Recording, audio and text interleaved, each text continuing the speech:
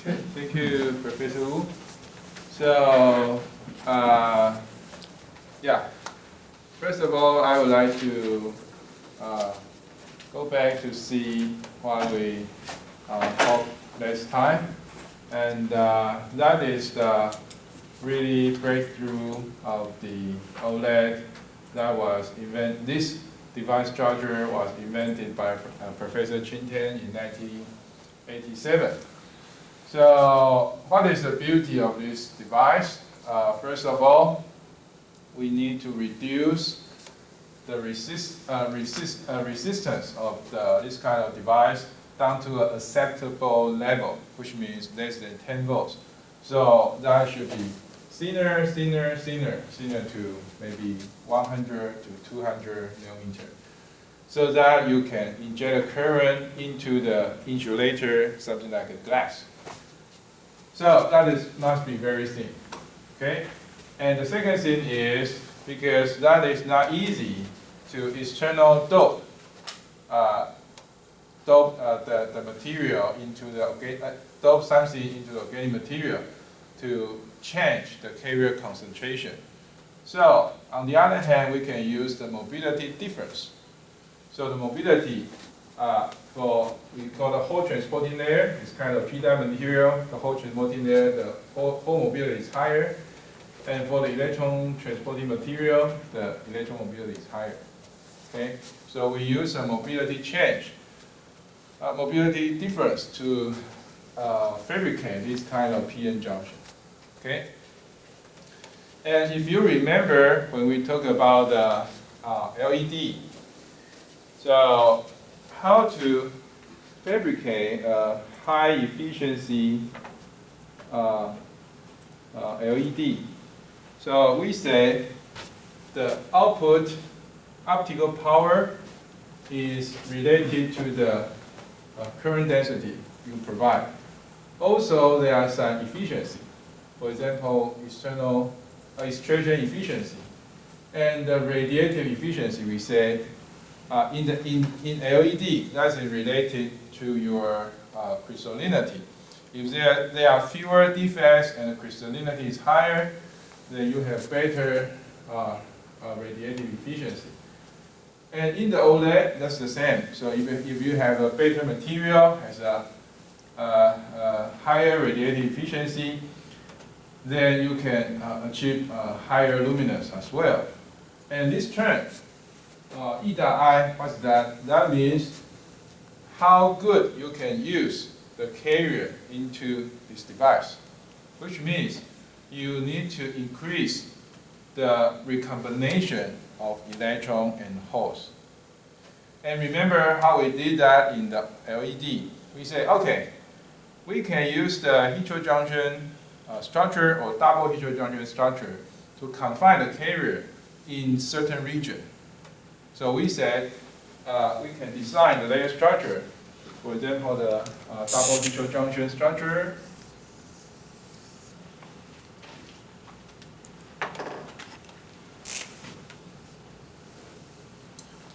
Something like that. And we can further put some quantum well inside.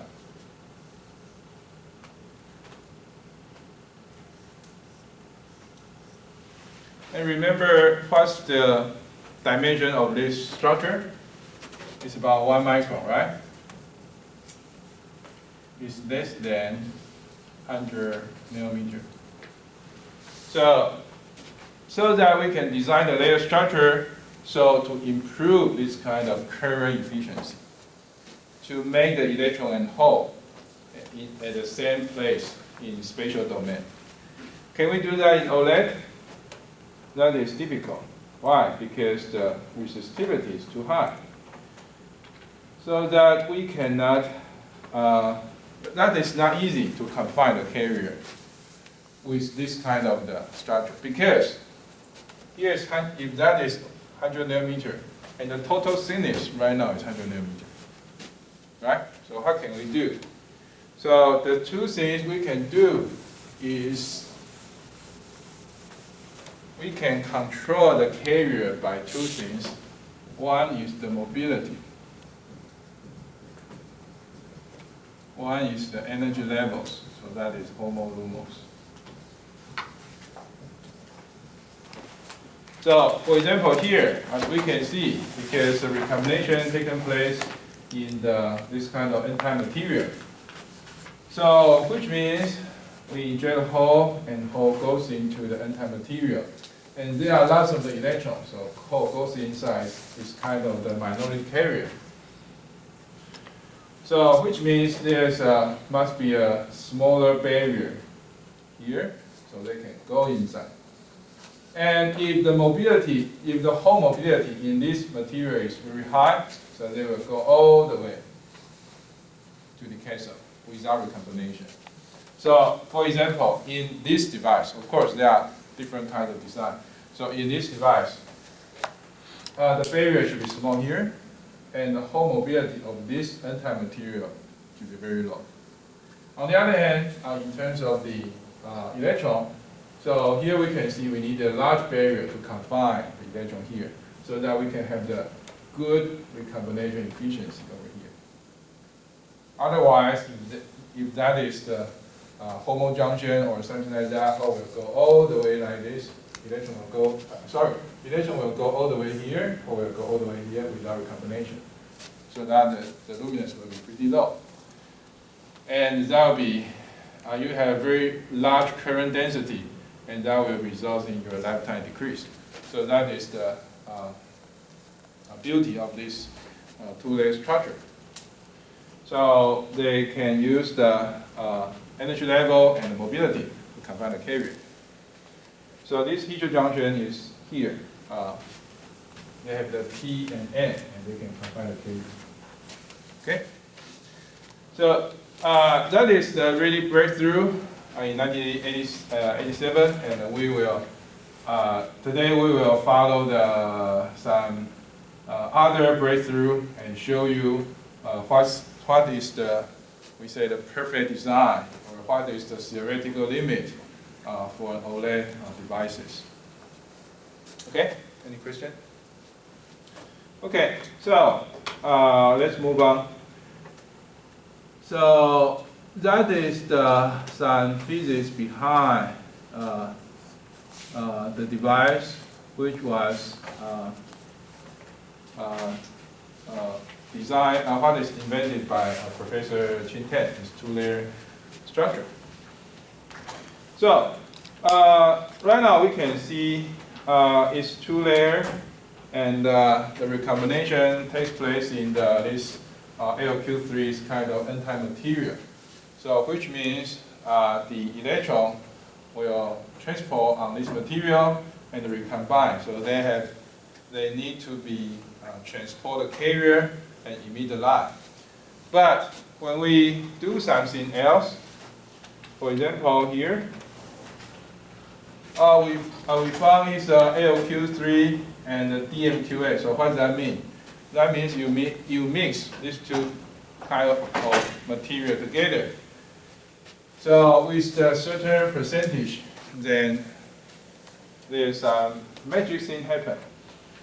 So if we put, for example, maybe 0.3, 0.26%, 0.4%, and increase the dopant concentration, and you found, wow, the luminance increased from 500 to maybe 1,500. So about 3 times to over 2 times improvement in luminance, as well as the lifetime. Lifetime maybe almost double or something like that.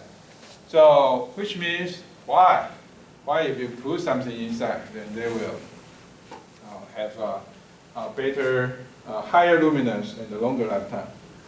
So actually, for some organic material, we know there are lots of lasers in cryo, right? So one kind of laser is the organic laser. It's a dye laser. The dye laser uses the organic dye. So actually, the organic dye, some organic dye, they have very, very good emission characteristics, which means that the radiative efficiency is pretty high, higher than 90%. But possibly that is not good for the electron transport. So we can combine these two. Maybe for AlQ3, they can use to help to electron transport and the recombination or emission. Emission in the dopant material. So that is two kinds of the mixture, and we need to know how about the physics inside. So here,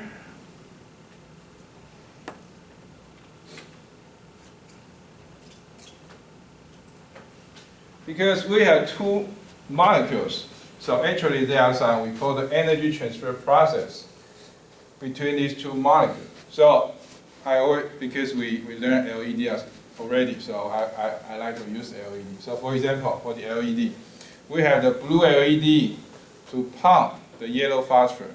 What's the physics? That is, if we have the if we inject a current to the LED, a blue LED, so that is excited state. So it goes to the ground state and have the blue light over here. And this blue light will excite your phosphor to promote to their excited state. So when it goes down, then that's the yellow light. So you have the blue plus yellow. So which means if you have blue light, if there's a light, then no matter where you put your phosphor, you can get, theoretically, you can get the same results. However, if you put two molecules very close, there are something called energy transfer process, which is not two steps, it's one step. If that is an excited donor and the ground state acceptor, then it is possible to direct transfer the energy from the donor to acceptor like that. So, which is similar to donor emission, then give the energy to the absorber from ground state to the excited state. So actually, this kind of the strength is related to the is proportional to the donor emission spectrum and absorption spectrum, acceptor absorption spectrum overlap. So if the overlap of the donor emission and acceptor absorption is larger, then this kind of effect is stronger. So, and we can even separate these two into two kinds of the process. One is called Foster energy transfer. That is we call the dipole-dipole interaction. So what does that mean? That means if we have the donor and if we have an acceptor here. So if donor is excited, so that is something like that. If that is single state. And if the acceptor is at ground state, something like that. So we can think it's in excited state, so we can see, oh, it's an energy, so it's like a spring or something like that. So there's a dipole. So if you put one moving spring and another stationary spring together, possibly they will transfer energy from this one to this one. Do you play this game? If you put some metal ball with a string like that, and if you take one cap, then this one will go down, right? It's kind of energy transfer. So if you put these two molecules really close, for example, 10 nanometer, so the energy can couple from this molecule to this one. So that will result in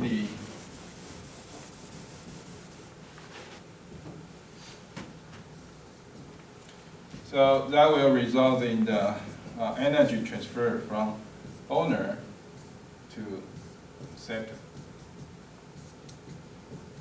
Okay, so we call that is kind of the faster energy transfer. So the interaction distance is about 10 nanometer, but different from different molecules. And the very important thing is the overlap. The overlap here is the J. So if the J is higher, larger, stronger, then we can have the better energy transfer.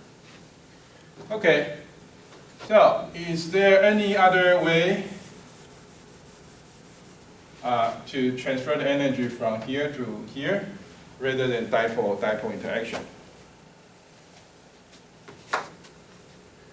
You can see, oh, well, at the beginning, the excited electron is here, right? And final state is here. So why not we just exchange? We just exchange this one. Let me go here, and let me go there. So when they really close, so it is possible to give you one electron. So the donor give the acceptor an excited electron, and this one give the donor a ground state electron. So it's kind of an electron exchange. So they exchange the electron. But that really need very close. So less than 1 nanometer. Okay? So the energy transfer is pretty efficient. So even though, as we saw, maybe 1%, 2%, and you can transfer the energy from the higher bandgap material to the lower bandgap material, and they can emit the light. Remember that for the gallium nitride LED, we need the phosphor. The phosphor may be 2 micron or 3 micron. And even with 2 micron or 3 micron phosphor, you can still see the blue emission, right? So which means the absorption then re-emit. The efficiency is not so high. But remember that our thickness may be less than 100 nanometer, and they can complete change the emission line. So that is very efficient energy transfer. Energy transfer is a very efficient process. But the problem is you need to be very close. It's a very near field interaction. Okay. Oops. So we will talk about this later. So think about that. We are talking about from the singlet. So that is singlet to singlet, right? So how about if that's triplet? If there are some triplet involved in this process, what is allowed, what is not allowed? So that would be a very hot topic right now for the OLED, because as we said before, the triplet state is a dark state, and they have the 75% of the acetone when you use electrical pumping. So how to make this dark state into bright state to give that? Think about that. If the efficiency goes 4 times, then your power consumption reduces a lot. So we will discuss this later. I think about right now. Okay. So that explains. So that's good. We can put some dopant material, for example, at that page. We say, oh, we can put some organic dye. We can put some high efficiency material, and use the ALQ3 transfer the energy to the DMQA. Perfect. But there are something not so good if we have more and more dopant. Okay, so let's see what happens. So for example, for the first thing is for the molecule and molecule, if they put too close, inside molecule they will form the excimer. What does that mean? Which means at the ground state, that's fine, that's 2 molecules. But if you excite 1 and these 2 during the excited state, they will have form some band. So that looks like 1 molecule. So they will have their distinct energy state with the separate individual molecule. So we call that the excimer fluorescence. So that's the illustration from the energy diagram. So for example, if this one is in the ground state, and this one is excited, and if they are too close, you have to, there's a splitting of the bands. So you have to put 1, 2, 3, 4, right? So 1, 2, 3, 4. So the emission band, you can see it's a red shoot. So as we can see here, if these 2 molecules too closer and closer, and they possibly has a lowest energy here. So we can see here, in this region, there's an excimer fluorescence. So here's what we saw before in the Stokes shift. They obey the Frank-Condon principle, right? But if they are too close for some emitters, they are easy to aggregate and form the excimer. Then they have the redshift. Here's energy, energy axis. So here means the long wavelength or smaller energy. So let's see an example. So for example, if you put this is called the pyrene in the solution. So if the concentration is pretty low, for example, 10 to the power of -4 mole per liter. So the dashed line here is absorption, the solid line is the emission. So from the right to the left is the wavelength. From the right to the left is the energy. So you can see, wow, beautiful. It's just Frank-Condon principle. But if you, this is wrong, sorry, the book is wrong. So it's -2, not -4.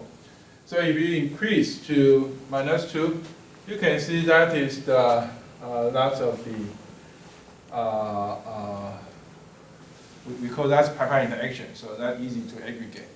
So if that is aggregate, then you can see here is a very strong excimer emission. If you put it in the, if you not in the solvent, in the solid, then you cannot see the singular emission. You see always the excimer emission. Okay, so which means you can put some dopant, but you have to, the dopant concentration must be suitable. You cannot put a very high dopant concentration. And of course, we can design the molecules. Okay, you say, oh, we use LQ3, pure LQ3, but it's fine. Yes, that's fine, because for some molecule, you have to consider about the stacking, molecule stacking. If that is easy to aggregate and there's an interaction, so which means it's not suitable for the higher dopant concentration. And some, actually, there are some people, they are developing the non-dope material. So which means they can use as an electron transporter or Hall transporter, and they can emit the light as well.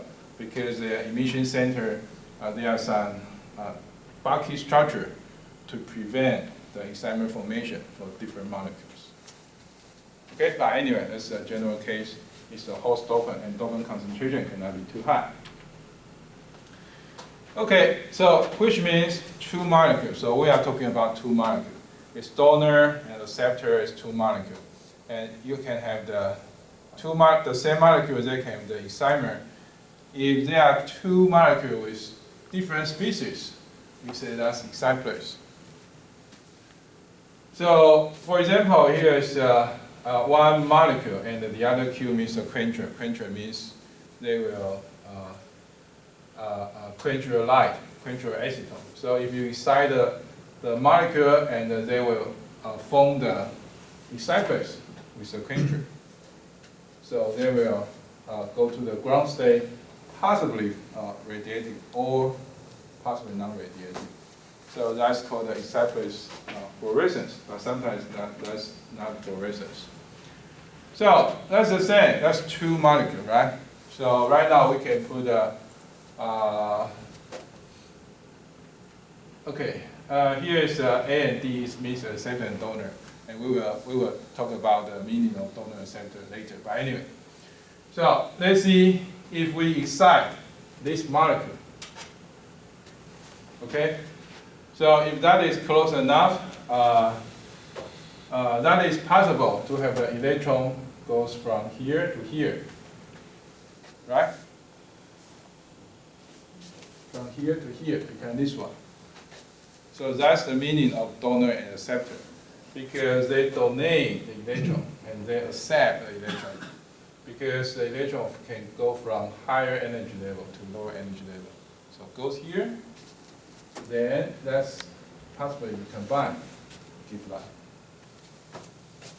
Okay? So that is the case if you excite the acceptor in this case. And what about if you excite the donor? So if you excite the donor, right now the donor is in the excited state, and acceptor is in the ground state. Right? So right now, oh, I have only one electron. How can I dope? Then this is full, so I cannot donate this one, right? Well, what can we do? We can donate this one because here is empty. So we donate this one here, and then we combine to give the light. So that's the excited emission. Okay, so but sometimes that is not emissive. Sometimes just quenching. So the efficiency drops. So that is also an important problem for the OLED efficiency. For example, we will talk about the fabrication of the OLED. And right now there are two, the mainstream is to use the vacuum evaporation, which means you put the organic material in a crucible and under the vacuum chamber, and you put your substrate top here, and you heat up your organic material, then they will deposit on your substrate. So we call that the thermal evaporation. The other kind is the solution process. You know that the ink, the dyes in our clothes or fabric, they are organic material. So you can use the printing technology to print this kind of the organic material as well. So you say, oh, we can use inkjet printing. We can use spin coating. But anyway, that's solution process. So the first thing is you have to dissolve this organic material into some solution, right? So, but typically this kind of process, they have the shorter lifetime. Why? Because it is not very easy to remove this solvent. So maybe 1%, maybe 100 ppm or something like that, and that is a kind of quencher. And this quencher will kill your device. Sometimes efficiency, sometimes a lifetime. Okay?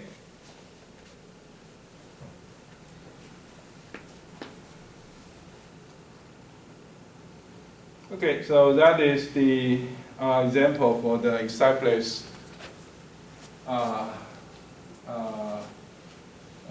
emission. So that is the molecule we call is anthracene over here.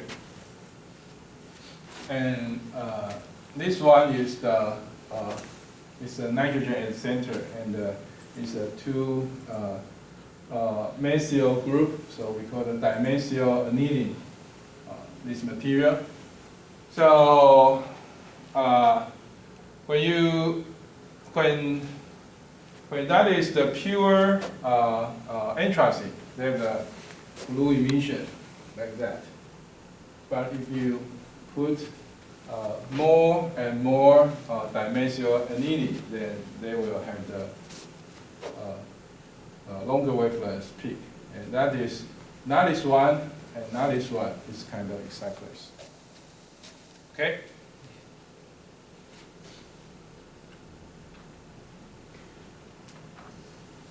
And finally, I want to address, sometimes there are some acetone quenching, so that's what we talked before.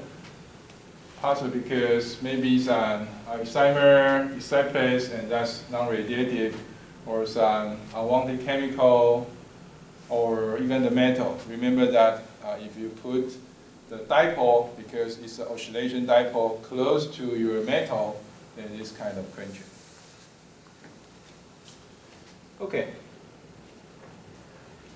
So right now we know some interaction between two molecules. So right now we can know what's going on in this kind of the device structure. So if you put this kind of the DNQA, and that is very efficient emitter, so they can accept energy from the ALQ3, the emitted light, very efficiently. So they can increase the luminous as well as the efficiency in terms of candela per N. So right now, you know what is candela per N, right? So besides, remember that if you have higher efficiency, which means the electrical power generate less heat. So the heat degrades the OLED. So we can see here is an increase of the lifetime as well. But you cannot have the too much dopant, because that will result in the excimer emission, they will form some, we say the concentration quench. If you increase the concentration, and there are some quench in efficiency, so they will decrease, like that. Okay? So what we talk about is two molecules interaction. Before we just talk about one molecule, and right now we call two molecules. Okay? And next thing is, okay, so let's think about PN junction, and is anything we can do some improvement? Before, that is the two layer. This anode and the cathode, that was two layer. And right now we have the one more layer insert between the, for example, the anode and the Hall transporting layer. So typically we call that a Hall injection layer. And the function is to provide stepwise energy level. So which means which let for example, the Hall easier to inject. We say, wow, it's the same. If we, I'm not quite sure. I remember when I was small, there's a story. So one people, a person has lots of monkey, and they talk to the monkey. You eat, right now in the morning you eat 3 bananas, and in the afternoon you eat 4, right? So how about morning 3 and afternoon 3? So the monkeys are very angry. They say, oh, no, that's not good. So the people say, oh, something like that. Maybe we can have morning 4 and evening 3. How about that? They say, oh, very happy. So something like that. So it's the same, right? The energy barrier is the same. So why we need this kind of laser, right? Any advantage? So here we need to know what is the carrier injection between the interface. So let's go back to see the carrier injection here. And typically we use so-called thermodynamic emission model to model this guy. This can be used for the semiconductor or transistor, LED, whatever. So we can see here the J means the current, and F means the electric field we have applied. And there's a term is the phi B. So what is that? That means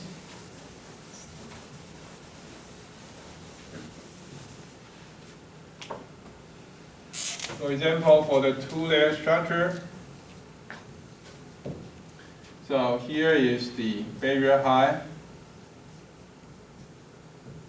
So if the barrier height increase, then the current density decrease exponentially. Okay? So typically value, we say the barrier height should be less than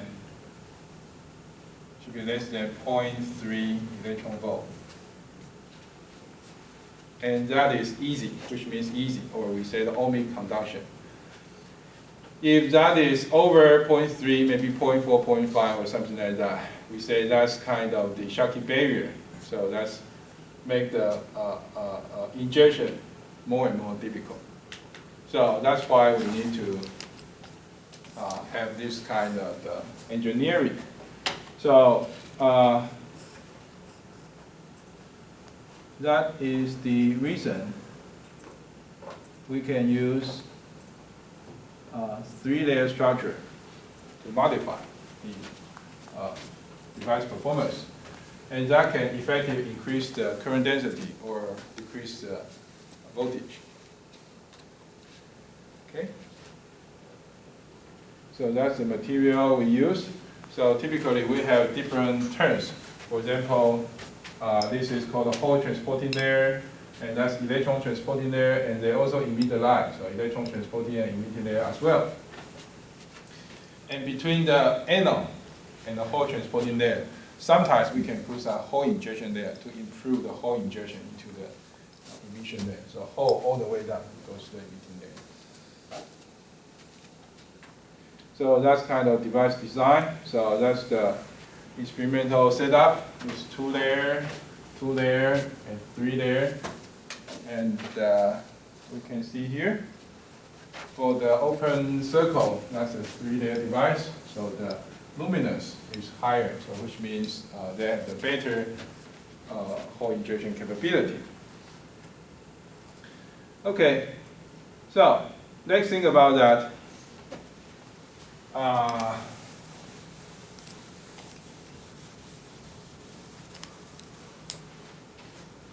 So how to design OLED from now? We said, okay, we need to emit red, green, blue. So we have the emitting layer, right? So possibly we have some dopant. So for example, it's a dopant, and here's the host, right? So dopant recombination, maybe recombination and host, then transfer the energy to dopant, then they give the light, okay? So maybe red or green or blue, okay? So how about the whole transporting layer? So for the whole transporting layer, we hope that is whole transporting layer, and that is electron blocking layer as well. So that is to effectively confine the carrier. So electron will come here and block the recombination in this region. Okay? And here it should be aligned. If that is aligned, then that means the hole will go all the way down, like that. Okay? So the same. For the electron transporting layer, we can separate. We say, oh, that's emitting layer. And we can have the electron transporting layer as well. So electron will go all the way down. So mobility should be as high as possible. So this one, hole mobility should be as high as possible, right? I'm talking about the ideal case.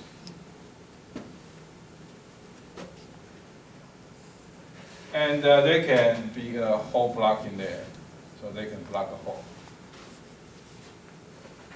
So they can confine the carrier all in the emitting layer, something like that. So how about the,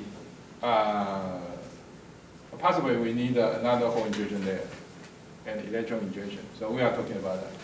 So how about the cathode?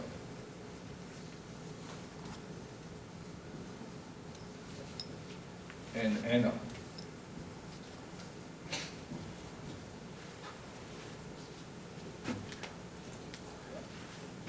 Cathode, typically we say, oh, we use the reflective metal, so we need what function as high as possible. So what does that mean? Here means a HOMO, right? Here it means a LUMO. And here is the, because that is the Beacon level.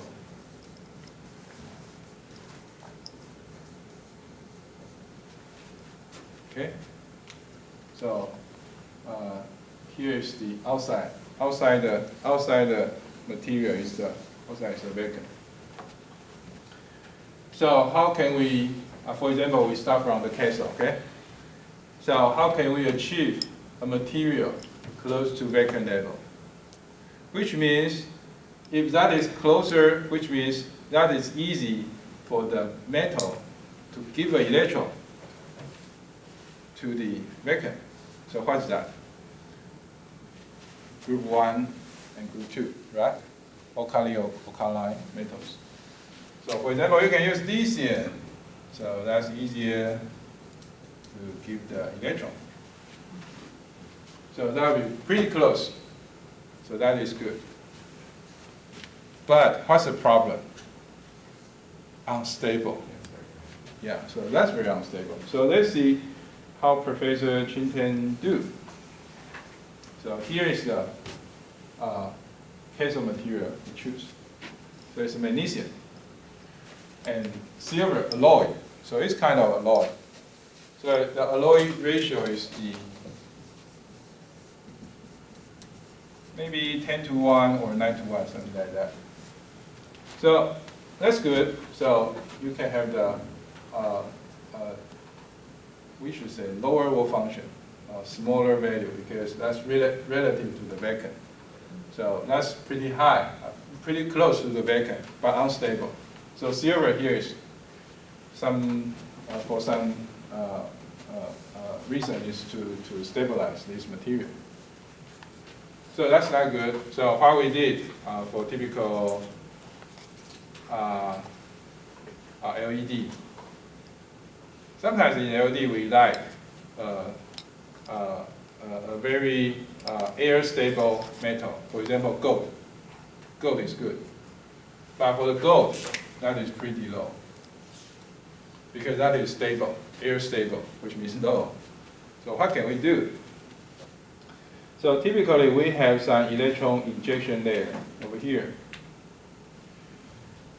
So for example, if we use the aluminium, so it's the current density versus the voltage.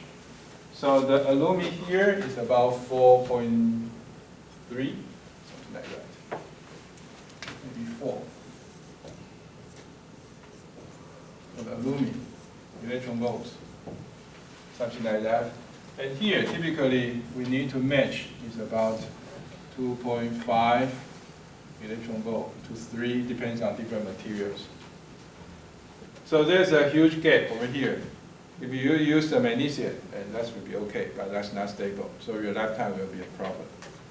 So you can see if that is pure aluminum, that's the drain voltage is high. If you use a magnesium silver alloy, then they can reduce a few. And they can put some lithium fluoride. So what is lithium fluoride?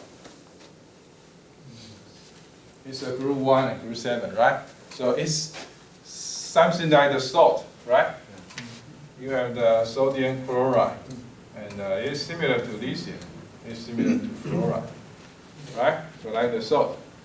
So if you use the bilayer structure, and that is very, very, very thin. You can see here about 0.5 nanometer, 1 nanometer, and they can further reduce the driving voltage. Okay? So what happened?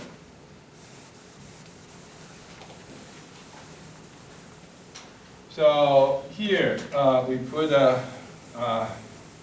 we call the major layer, we call the electron injection layer, and lithium fluoride is a salt, and they have if you think as a buck, and they have a huge band gap. So anyway, I don't know how to draw it, but anyway, it's a very thin layer,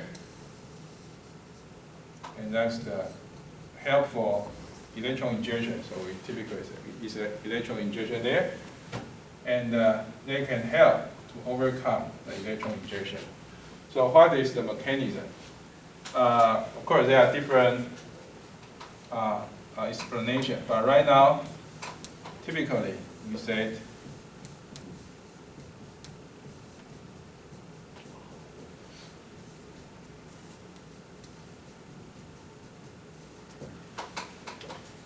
that is the widely accepted explanation. That is, if you use a lithium fluoride, then aluminum, because that's the thermal evaporation. So when you evaporate the aluminum, it's over 1,000 degrees C. So it's super hot. So if they have some energy, the lithium fluoride will decompose into lithium and fluoride.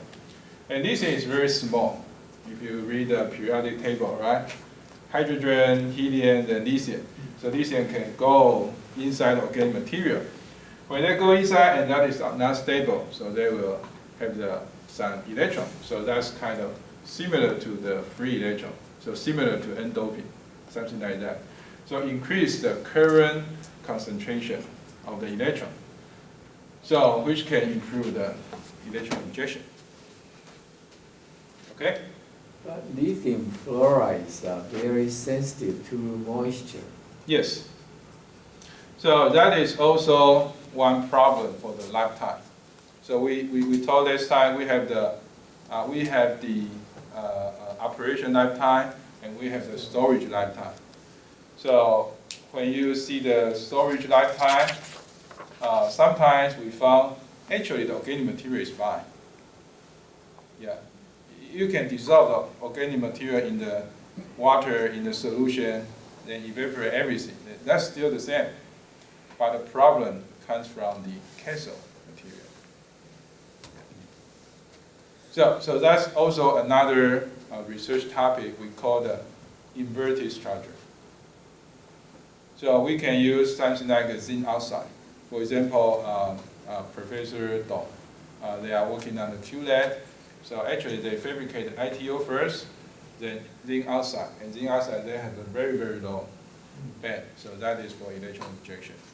Then the OLED, then the whole transporting layer. Then the very stable anode and reflective anode. So has lithium fluoride been commonly used now, or? Yeah, that's well accepted, but of course there are some problems because you need a very, very thin. So there are some alternative material, but typically it's the alkali or alkaline metal consist composite. Yeah, the physics is the same, but maybe the material is different. So they will use metal organic complex. So they have the widen the process window, but still the metal complex.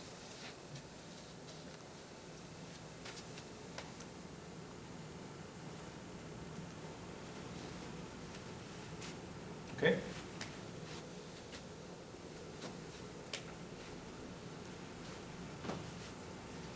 Okay.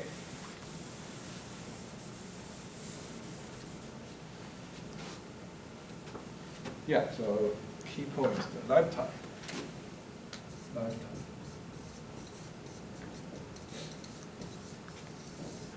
Lifetime problem possibly happens here.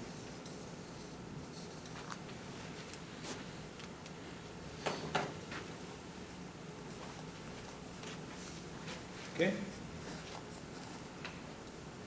So how about the anode side? How can we do the anode side? So here we say, oh, we need to put some electron inside. So here, actually, we need to remove some electron, or we need to improve the hole. So remember here's a vector level, right? So somebody remember that we have the PN junction, right? Yeah.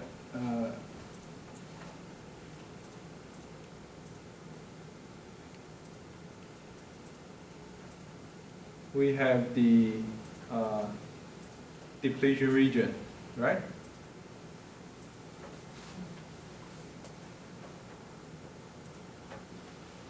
So why there is a depletion region?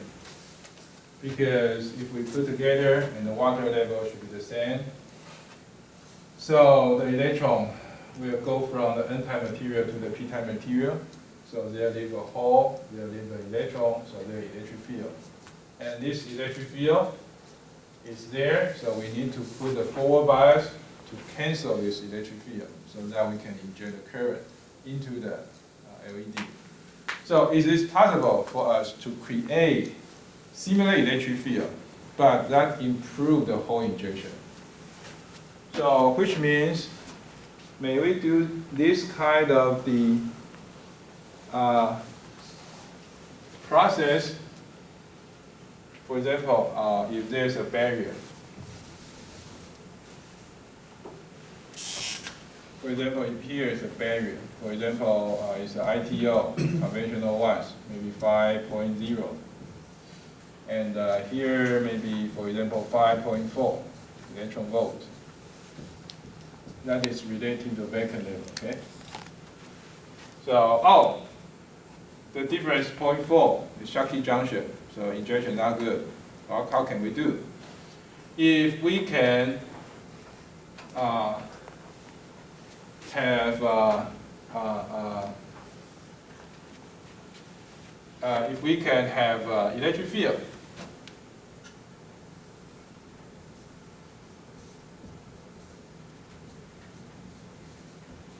Internally, inside here, then they will help the hole go inside. How can we do this electric field? For the LED, that's the immobile charges. It's a positive and negative, so from this way, right?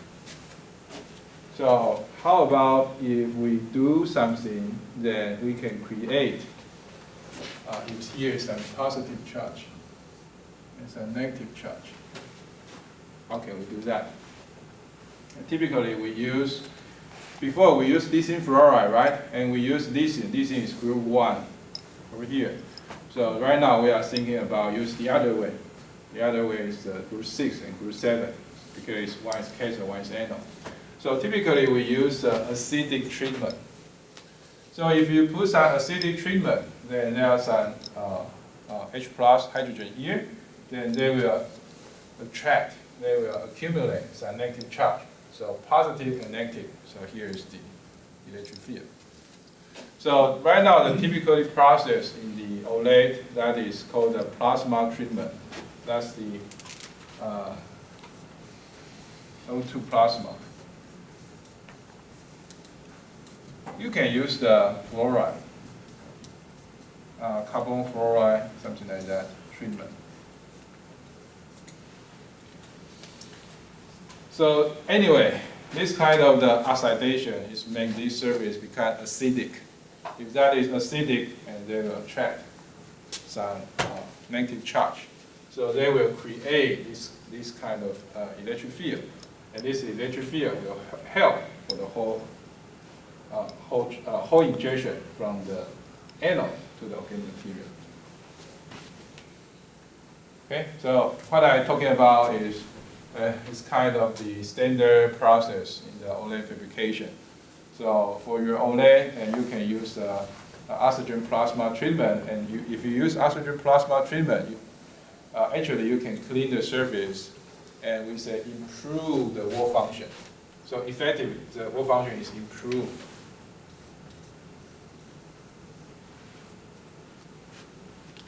So you reduce the barrier here, so you can inject the hole. And of course, there are lots of the methods you can tune the wall function right now. So for example, if you carefully tune the plasma power, pressure, something like that, for example, in our lab, we can tune up to 5.6.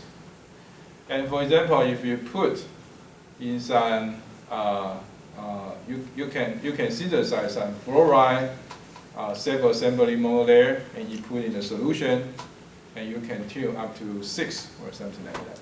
So there are lots of range you can tune. Okay? So that is what I just write down here. So we have maybe whole injection, whole transport. But if that is ideal, we hope this one is aligned.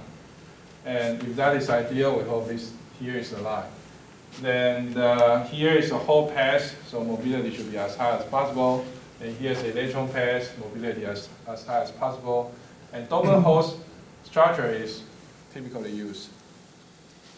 And of course, at the interface, we need some treatment. So here we use group 1, here we use group 6 or group 7. We use group 1 or 2, here 6 or 7, to treat that. And of course, if you want to have a longer lifetime, sometimes the temperature range of this organic material is very important. So we need to have a higher, we say the direct transition temperature material, so that they can resist the temperature degradation.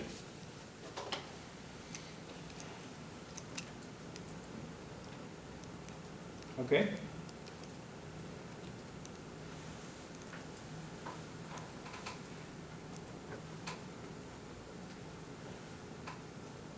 So what's the refractive index of a cathode? ITO is probably 1.8, then all the organic layers are like a 1.5 Maybe higher. higher. Yeah, so typically we say 1.6 to 2.0, depends on materials.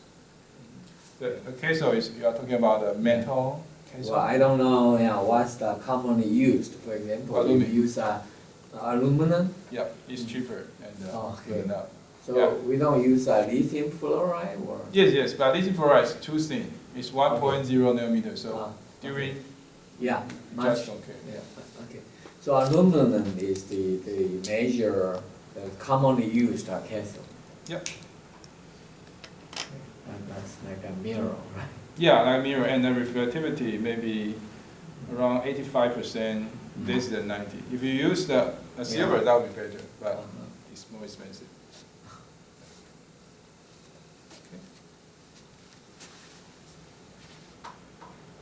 Okay, so remember that the whole thickness is 100 to 200. So each layer is maybe several, maybe 30 nanometer or so. So that's very strong interference effect. So let's talk something about the from device first. Maybe we can start from the optics.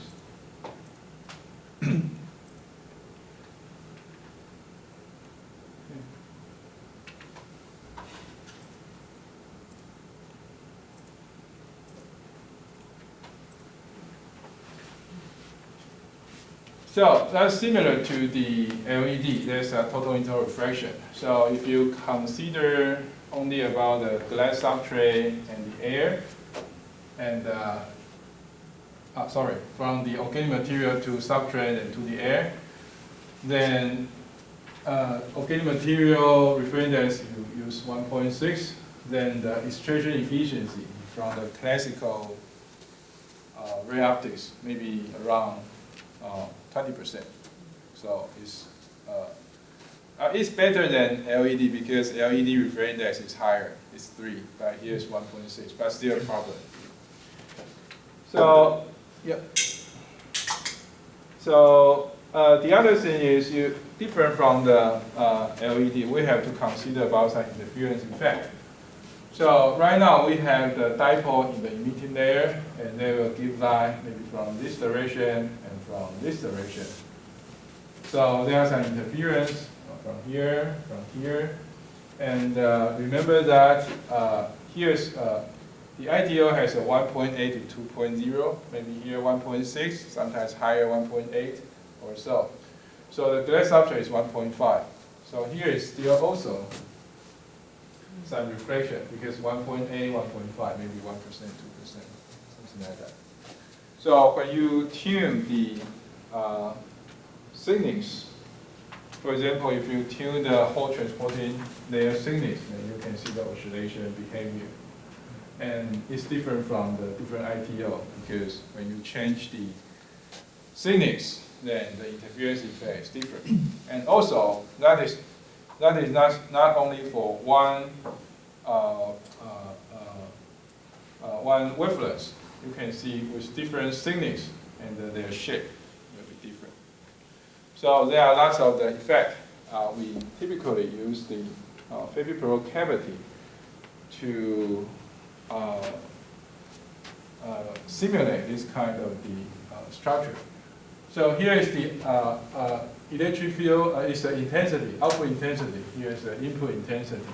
And you can see the TR value here is the transmittance and transmission and reflectivity of the cathode and anode. And you can have the multi-layer structure, and that is dependent on lambda, which means the wavelength dependent, and theta means the viewing angle dependent. So that is quite lots of things we can do for this kind of the cavity. And typically we can separate this equation into two. The first one is there's a dipole here. So this dipole can go out, and possibly they will go to the alumina and go back So these two will interfere. We call it a wide angle interference. And the other side is something like waveguide, so they can bump here all the way. But remember that that is the cathode, so that is reflective, so that is very strong. But if here is the anode, it's the ITO and the glass, so that is pretty weak. But if you use the other kind of cathode and anode combination, and these two will compete. Okay? So actually, I just want to show you some physics and equation, but I will not go into detail. So anyway, the point is that is very thin, super thin, close to the visible light range. So they are very strong interference. So you can place a cavity equation. So you can tune the wavelength dependent, viewing angle dependence, as well as you can use an external method. For example, you can use microstructure, microlens or so to change these characteristics, intensity, wavelength, viewing angle, like that. Okay? So if you have a stronger cavity effect or like a Fabry-Perot effect, then the emission bandwidth will be narrower. However, then it will be more sensitive to the angle, the Yes. viewing angle. Yes, correct. So there are always trade-offs. Yeah. So now the major interference comes from the ITO and the cathode metal, or you can also tune the OLED layer. The major interference comes from typically from this one. The ray goes out and go to the reflective anode or cathode. Reflective electron that goes out. These two interferences strongest typically. They will affect the intensity more sensitive than the others.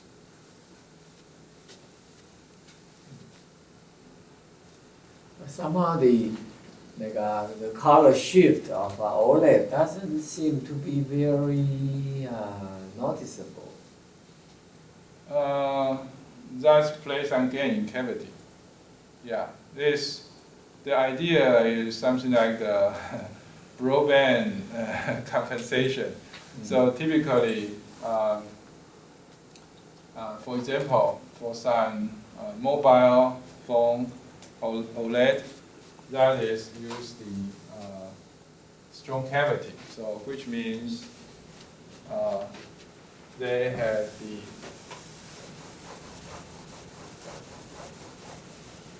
So mobile is mainly for one single user, so they don't mind of having stronger cavity effect. Yes.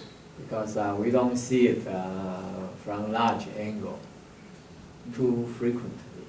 Yeah, so if that for TV, typically weak cavity is typically Right. TV, is for group viewer, so Yeah. viewing angle, color shifts are very important. Yeah. So how do they control the intensity of this cavity effect? How strong? Where do they control? Where do Yeah, they I mean, which control? layers they can change and then control this cavity effect?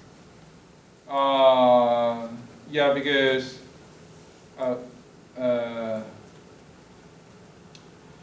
typically the whole transporting layer is easier to adjust because we can use, for example, because the whole mobility of whole transporting layer is typically higher than the electron mobility in electron transporting layer. So which means if you tune the HTL thickness, then if you increase that, then there's a little increase in the driving voltage. So they will not affect the electrical characteristic too much. Or you can tune the ITO as well, but that is not super easy sometimes. So we can tune that, and sometimes we can add some extra cavity outside. Mm. Yeah, for example, for the strong cavity, that is always a big problem for the trade-off. That is always a big problem for the trade-off, the viewing angle, performance, and intensity. So in this structure, here is a metal and cathode, and the metal is reflective, cathode is semi-reflective. So they put some dielectric layer here on the top. So the device, the OLED guys the manufacturer, they don't want to change the device inside, but outside is fine. So when they change the dielectric layer thickness, then you can see the intensity can increase maybe twice or so. So there are some, from the laser viewpoints, that's kind of external cavity. One cavity, the other cavity, something like that. We are optics major, so we can play a role. Yeah, you can play here. something there. OLED is its beauty is simplicity. But now, how many layers are how many layers are actually used in an OLED device? How many layers here? Oh, 5 is typical. It's all organic layer. So it's a whole injection, transport, emitting layer, and that is the whole blocking and electron transport. They separate into 5. But that's normal. 5 is normal. Yeah. Some companies they use a tandem or cascaded device. Oh, that's even like more. LG, right? Yeah, but if you want to have the for the display, typically you need a different, maybe 10 different materials, because you need a red, green, blue. Yeah. In early days, OLED guy keeps on criticizing that LCD has so many layers. And now looks to me, the OLED has more layers than the LCD. Yeah, but that is OLED. Yeah. Yeah, but for LCD, before maybe they are talking about you need a backlight, backlight, that's not avoidable, but in terms of how many layers, how many components, looks like OLED is also quite sophisticated. That's why the production yield and material cost are almost comparable or lower than the LCD. Yeah, think about that. For the thickness, for example, the emitting layer thickness is typically 30 nanometer, Right. 30. Yeah. And the acceptance tolerance maybe 5%. So what's that? Wow. 1.5 1.5 nanometer. 1.5 nanometer. So how many molecules there? And that's a huge size. We say huge size is a good thing for OLED, but for the LED, that is smaller size. But if you want very huge size and very uniform, that would be super difficult. Yeah. So that's why right now it's not the OLED world. Yet. Yet. Okay.